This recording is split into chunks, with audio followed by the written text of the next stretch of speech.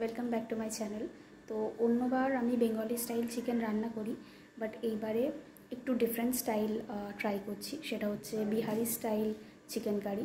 এটা আমি first time বানাবো, তো দেখি কেমন হয়েছে, তবেই এডিট করে ইউটিউবে ছাড়বো। আর চলো দেখা যাক কীরকম হয়েছে। তার জন্য কী কী লাগছে এবং কি সব কিছু আমি তোমাদেরকে দেখাচ্ছি।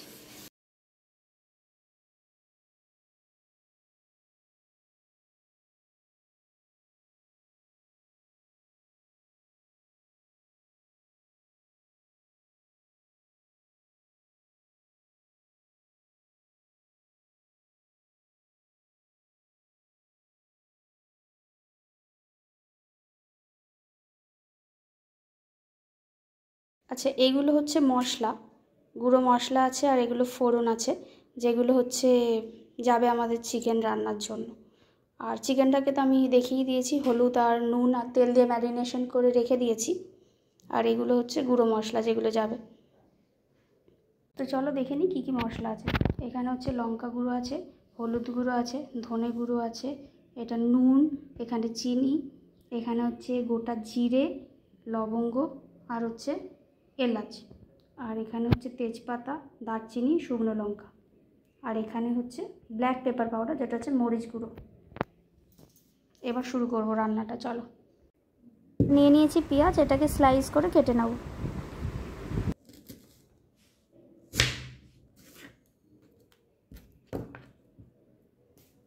আমি ভুলে গেছি এরকম তো।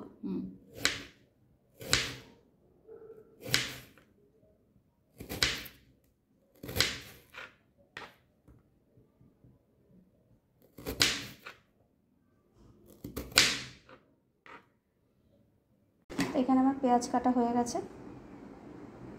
এবার হচ্ছে এইটা আদা আছে, রসুন আছে, আর কাঁচা লঙ্কা আছে। এই গ্রেটারে একটু গ্রেট করে নেবো, মানে একসাথে তোমরা পেস্টও করতে পারো, আবার গ্রেট করেও নিতে পারো। আমরা গ্রেট করে নিচ্ছি।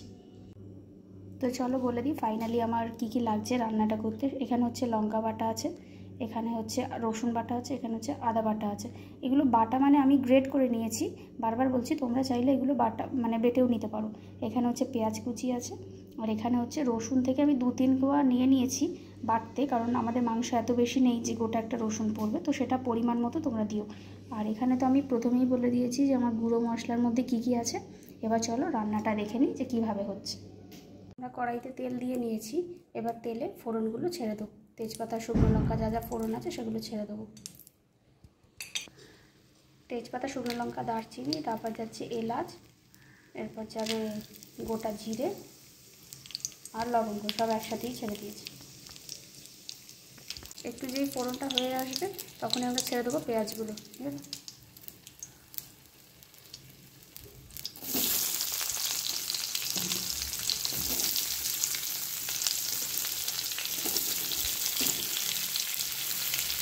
পেঁয়াজটা হতে হতেই আমরা স্লাইডে একটু নুন দিয়ে দেবো আর একটু চিনি দিয়ে দেবো, যাতে পেঁয়াজটা হয়ে যায়। এটা হচ্ছে বিহারি প্লাস বাঙালি স্টাইল চিকেন কারি। চিনি আর নুন পড়ে গেল, যাতে একটু পেঁয়াজটা তাড়াতাড়ি হয়ে যায়, সেই জন্য হয়ে যাবে। গোটা রসুনটা দিয়ে এটার সাথে পেঁয়াজগুলো একটু ভালোভাবে ভাজা হবে। এরকম গোল্ডেন ব্রাউন হয়ে গেলে তারপরে দিয়ে দেবো হচ্ছে লঙ্কা বাটা, আদা বাটা, রসুন বাটা, তিনটে একসাথেই পড়বে।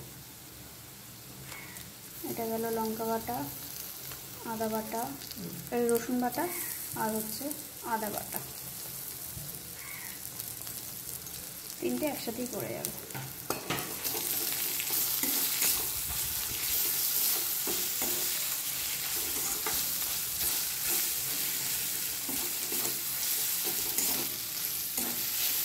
একটু মশলাটা হয়ে এলেই তাতে এবার দিয়ে দেবো হলুদ গুঁড়ো। অল্প পরিমাণ দেবো, কারণ মাংসতে হলুদ তো মাখানোই আছে। এবার চলে যাচ্ছে হলুদ।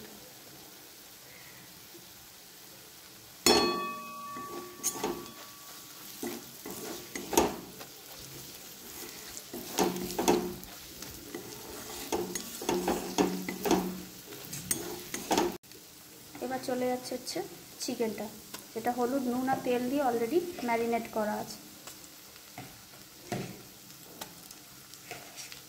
চিকেনটা দিয়ে এবার ভালোভাবে নেড়ে নিতে হবে মশলাগুলোর সাথে। চিকেনগুলো প্রায় হয়ে এসেছে। এবার এর সাথে যে বাদবাকি গুঁড়ো মশলাগুলো আছে, মানে হচ্ছে ধনে গুঁড়ো, হলুদ গুঁড়ো, লঙ্কা গুঁড়ো আর নুন, এগুলো একসাথে পড়ে যাবে। হলুদ গুঁড়ো তো নেই, যা আছে অল্প একটুখানি দিয়ে দেবো। এবার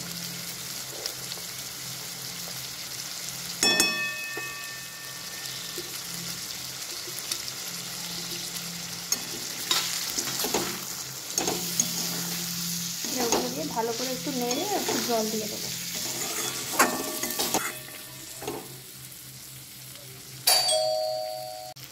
মরিচটাও দিয়ে দিয়েছি, এরপর জল দিয়ে হালকা করে নেড়ে দেবো।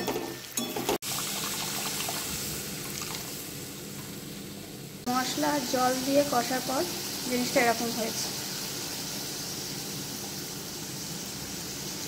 গরম মশলা এটা বাড়ির তৈরি করা না, আমাদের ওই শাহি গরম মশলার প্যাকেট।